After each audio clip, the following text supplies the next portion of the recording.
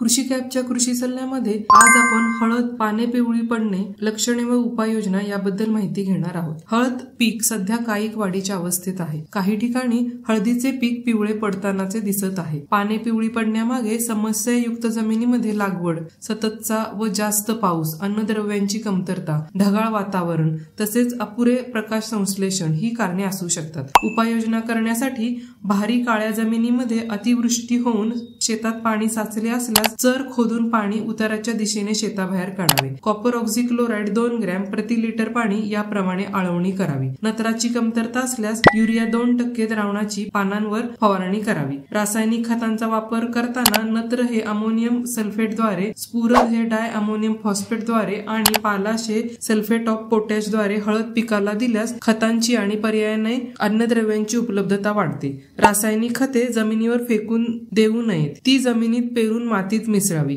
सूक्ष्म अन्नद्रव्यांचा वापर माती परीक्षणानुसार करावा. लोह हे फेरस सल्फेटद्वारे, झिंक हे झिंक सल्फेटद्वारे, बोरॉन हे बोरॅक्सद्वारे जमिनीत सेंद्रिय खतात मिसळून द्यावे. असेच नवीन पीक सल्ला माहिती घेण्यासाठी कृषी कॅप नक्की डाउनलोड करा. ॲपची लिंक कमेंट बॉक्समध्ये दिलेली आहे.